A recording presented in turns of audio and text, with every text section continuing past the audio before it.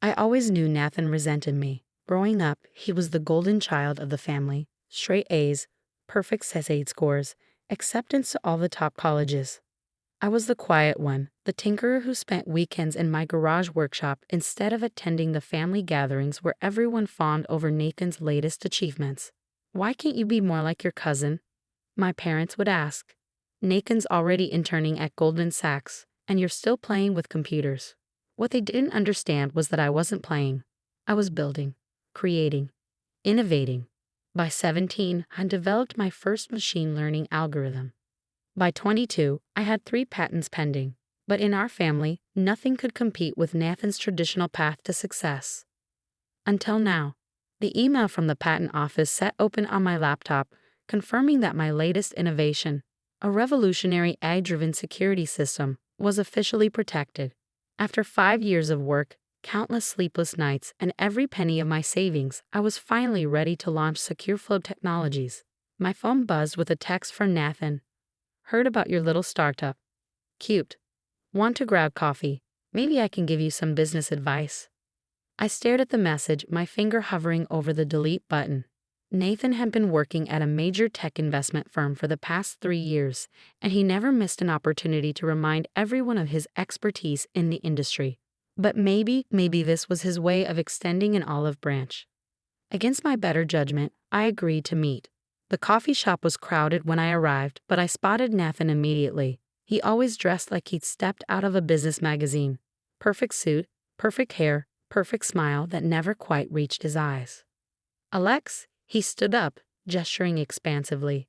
Look at you all grown up and starting a company. Dad mentioned something about security software. I slid into the chair across from him, clutching my laptop bag protectively. It's a bit more than that. SecureFlow is an AI-driven system that can predict and prevent security breaches before they happen. The algorithm learns from, yes, he cut me off, waving his hand dismissively. Very interesting. But Alex, be realistic. The security software market is dominated by major players. What makes you think a small startup could compete? I pulled out my laptop, turning it to show him the prototype interface, because none of them have this. Look at the response time, the learning capability, the way it adapts to new threats in real time. For a moment, something flashed across Nathan's face, surprise, interest, before his expression settled back into its usual condescending smile.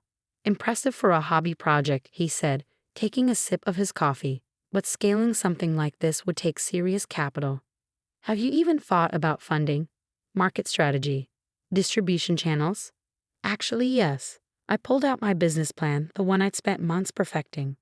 I've already had preliminary discussions with several venture capital firms. The early feedback has been very positive. Nathan's smile tightened slightly. Oh, anyone I might know. Quantum Ventures expressed interest, and Innovation Partners. Innovation Partners. Nathan sat up straighter. Marshall Davis's firm? I nodded, trying not to show my satisfaction at his reaction. Marshall Davis was a legend in the tech investment world, and though Nathan didn't know it yet, he was scheduled to see my full presentation next week. Look, Alex, Nathan leaned forward, his voice taking on what he probably thought was a kindly tone. Why don't you let me help? My firm specializes in emerging tech. We could acquire SecureFlow, develop it properly. You'd get a nice payout, maybe a consulting position. I'm not looking to sell, I said firmly. This is my company, my vision. Don't be naive, he scoffed. You really think you can run a tech company? You don't have the experience, the connections. I have the technology, I countered. Everything else can be learned. Nathan sat back, studying me with narrowed eyes. At least let me see the full technical documentation. Maybe I can offer some suggestions before you embarrass yourself in front of serious investors. The technical details are confidential, I said, closing my laptop. But thanks for the coffee. As I stood to leave, Nathan called after me. You're making a mistake, Alex. You're not cut out for this world. Stick to small projects in your garage where you can't get hurt. I should have listened to my instincts, should have recognized the dangerous glint in his eyes. But I was too focused on my upcoming meetings, too busy preparing for SecureFlow's launch. 1 week later, everything fell apart. The email from Innovation Partners arrived at 3 a.m. due to concerns about the originality and ownership of your core technology. We are canceling tomorrow's meeting. Evidence has been presented suggesting that SecureFlow's key innovations may be derived from existing patents. My hands shook as I opened the attached document, a detailed technical analysis comparing SecureFlow's architecture to a supposedly pre-existing system. A system that had been filed for patent protection just 2 days ago, by a company where Nathan was a senior investment manager. I spent the next hour frantically checking other patent filings, my heart sinking with each discovery. Somehow, someone had accessed my technical documentation and filed patents for similar systems across multiple jurisdictions.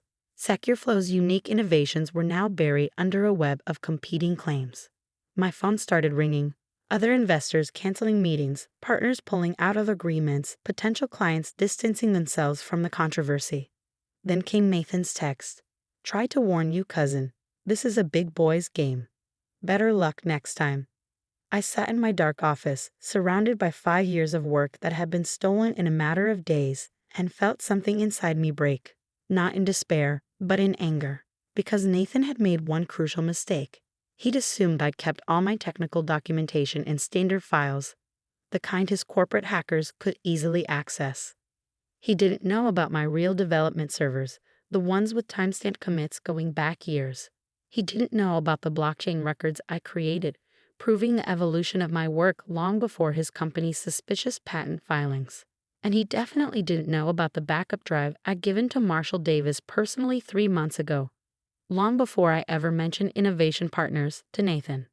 I pulled out my phone and dialed a number I'd been saving for an emergency. "Marshall? It's Alex Chen. Remember that situation we discussed? The one you said might come up with certain aggressive competitors? It's happening, and I can prove it." Marshall's response was immediate. "Send me everything." "And Alex, the invitation to present at next week's industry showcase still stands. I think you'll find the audience very interested in what you have to share." I smiled grimly as I began gathering my evidence. Nathan thought he was playing a game of corporate theft. He was about to learn he'd walked into a trap, one that would expose not just this betrayal, but years of similar schemes his firm had perpetrated against other startups. Little did he know, his perfect reputation was about to crumble in front of the entire tech industry. And this time, everyone would be paying attention to the quiet cousin who worked in their garage. The Silicon Valley Tech Showcase was the industry's most prestigious annual event. CEOs, venture capitalists, and tech journalists packed the convention center, all eager to spot the next big innovation. I stood backstage, watching Nathan prepare for his presentation. He looked perfectly confident, of course. Why wouldn't he be? He thought he'd stolen my technology, buried my startup under fraudulent patent claims, and was about to present his company's groundbreaking security system to the tech world's elite. What he didn't know was that Marshall Davis had spent the past week building an airtight case against him and his firm. Every stolen innovation, every buried startup, every scheme they used to rob entrepreneurs of their work, all documented and verified. My phone buzzed with a text from Marshall. "Ready when you are. Legal team standing by." I took a deep breath, thinking about all the times Nathan had belittled my work, all the family gatherings where he dismissed my achievements. This wasn't just about revenge. This was about justice, not just for me, but for every innovator his firm had crushed. Nathan stepped onto the stage to enthusiastic applause. The giant screens behind him lit up with his company's logo as he launched into his well-rehearsed pitch. "Ladies and gentlemen," he began, smooth as ever, "today we're unveiling a revolutionary advancement in cybersecurity. Our AI-driven system can predict and prevent security breaches before they happen." I watched the audience lean forward, captivated by his presentation. Nathan had always been good at this part, the show, the performance, the perfect corporate pitch.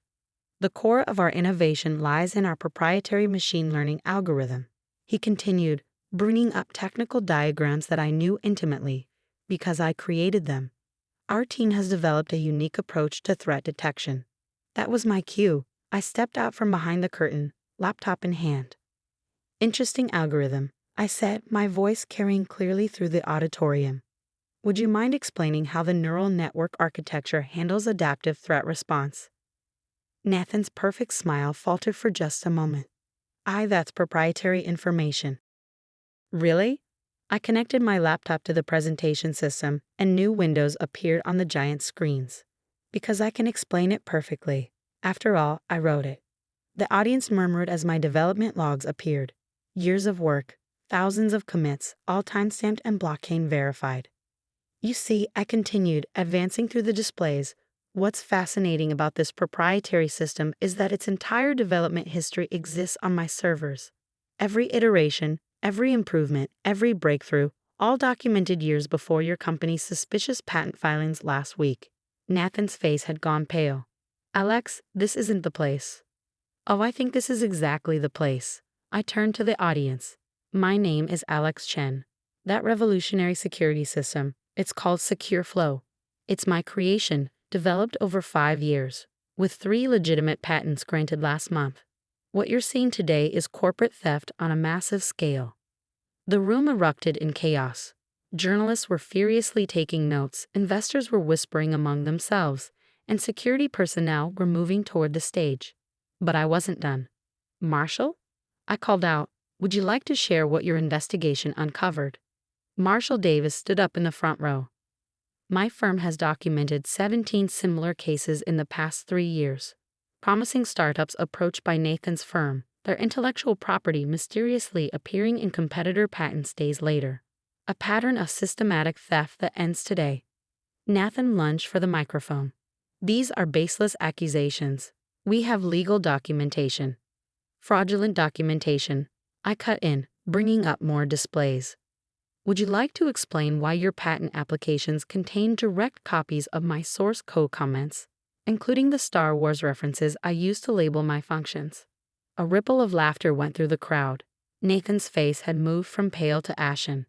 Or perhaps, I continued, you'd like to explain this email chain from last week, where you instructed your tech team to scrub the metadata from stolen files? The same email chain you accidentally sent to my cloud backup address because it was listed in the copy documentation. You're making a huge mistake, Nathan hissed. But his perfect composure had cracked completely. Our lawyers will already be quite busy, Marshall interrupted, standing up. The SEC has been notified and the Patent Office is reviewing all applications from your firm for the past 5 years. But please continue threatening your cousin. I'm sure that will help your case. Security had reached the stage now, but they weren't approaching me. Instead, they moved toward Nathan as several official-looking individuals entered the auditorium. Mr. Reynolds? One of them called out. SEC Enforcement Division. We need you to come with us. What happened next would be talked about in tech circles for years. Nathan, the perfect corporate success story, having a complete meltdown on stage, screaming about family loyalty, about how I'd always been jealous of his success, about how someone like me didn't deserve to succeed in his industry. I gave you a chance, he shouted as security led him away. I offered to buy you out. You could have walked away with something, but now you'll have nothing. Our family will never forgive you for this. I stepped up to the microphone one last time. Actually, Nathan, I'm walking away with everything. My company, my technology, my integrity. And our family? I pulled up one final email on the screen, a group message from our relatives expressing their horror at discovering Nathan's schemes.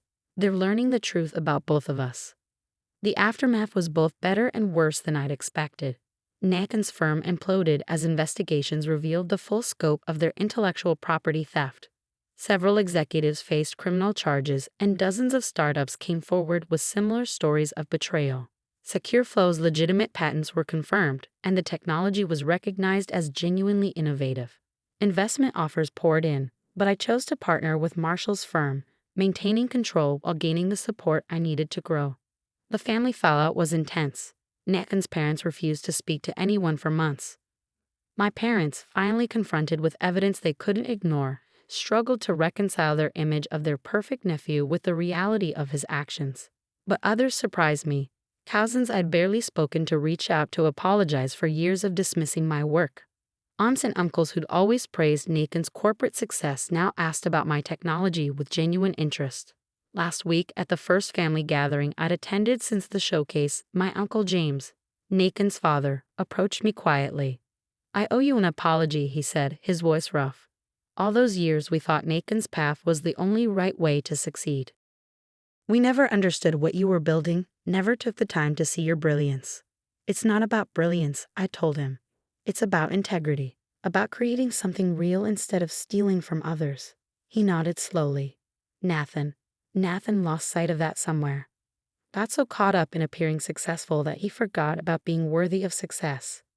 That conversation sparked a larger one within the family about values, about different paths to achievement, about supporting each other's genuine efforts instead of just chasing status.